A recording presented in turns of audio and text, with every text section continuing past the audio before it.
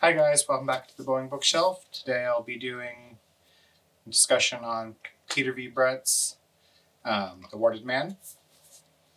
I do have to say I've loved this book way more than I was expecting to. I knew I was going to like it based on everything I've read and all the suggestions I've had with it. But it was even better than I was expecting.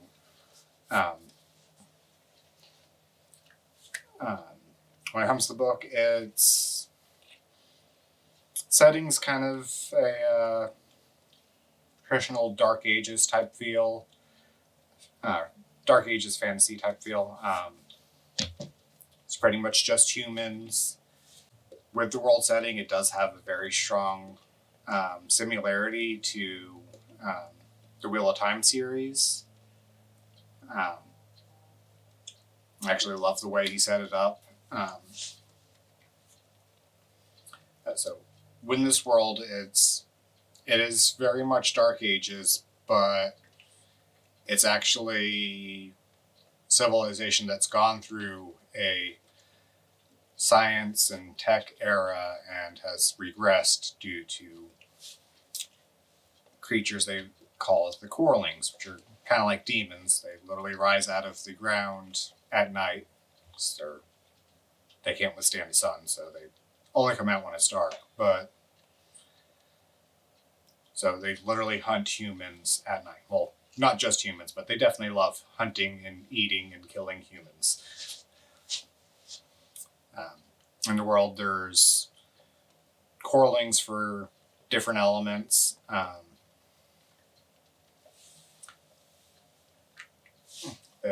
Each of the Corlings have like affinities towards different elements. There's wood Corlings that very much look like trees. They literally love to be around trees because they can hide in them, and they don't typically like the fire Corlings because fire Corlings love setting things on fire, including forests and wood Corlings. The name Corling literally comes from the fact that the people in the world see them materializing out of the ground and decided that Corlings live in the core, basically the center of the earth, their version of hell, essentially. The world building was done very, very nicely. Probably not the most descriptive I've ever seen, but it's not poorly described or anything like that. There is good descriptions. The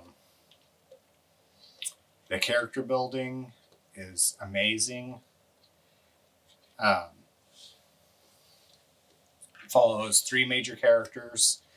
It is one of those books where you're going to have a couple chapters following one character, then swap to another character is following. But follows Arlen. The story literally starts out following Arlen as a young boy, and him coming to terms with realities of his world, some shortcomings of people in his life and whatnot. After it follows him for a few chapters, it switches over to following Leisha, a preteen girl who does also find some shortcomings in people in her life, and with both of them, they end up having a nice progression of how they're dealing with realizing their preconceived conceptions of those around them are not accurate, that they were being naive. The third character it follows is Roger. He's the most minor of the three. When it first starts following him, he's extremely young, and then there's large gaps between it would follow him again. He's the one that gets covered the least. He has some nice progressions too, but his are less focused on. He's not as major of a character.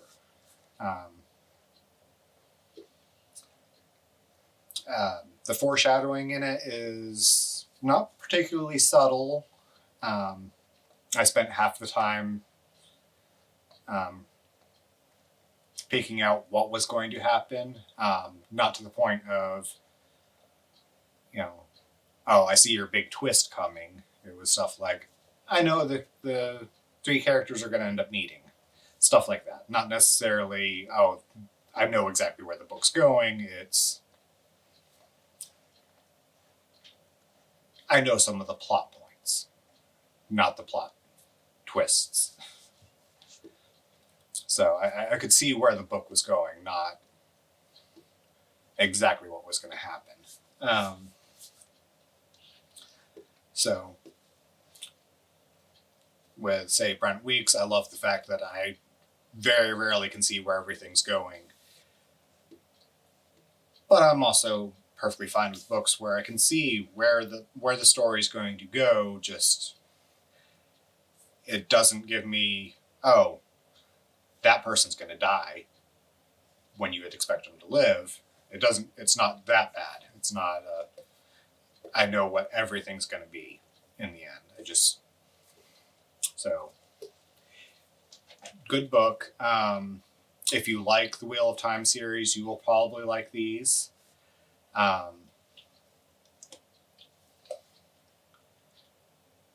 It's like the main reason why they've actually been so heavily suggested to me by others is I do like Brent Weeks, and Brent Weeks and Peter V. Brett have a friendly rivalry.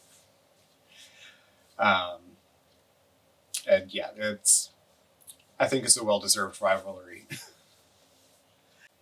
I think actually one of my most favorite parts is with Arlen figuring out. Okay, yeah, now there is something I need to add about the world. When it comes to the Corlings, generally speaking, nobody thinks you can fight them. I mean, some people, there's some in the world who think you can at least defend from them some, but there is no truly fighting them. One of my favorite parts is literally when Arlen figures out he has a way of actually fighting them. One of the Corling types is a stone Corling. They are gigantic, and he kind of makes a mistake and almost gets killed by a giant rock Corling, and in his mistake finds out a way that he is able to fight them. And it's not a huge spoiler because it is fairly early in the book, but he does manage to cut the giant rock Corling's arm off. And it is an amazing moment.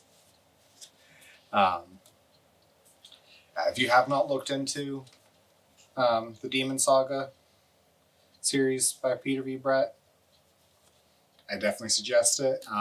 They are fun reads. I literally read this book in under 24 hours. Only reason I have not started the next one is I did not want to mix up stuff for the review.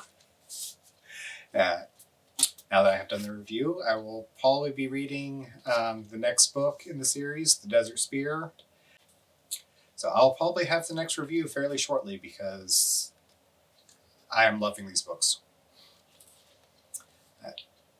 If you haven't already, please like, comment, subscribe. If you read them, please tell me what you've thought. And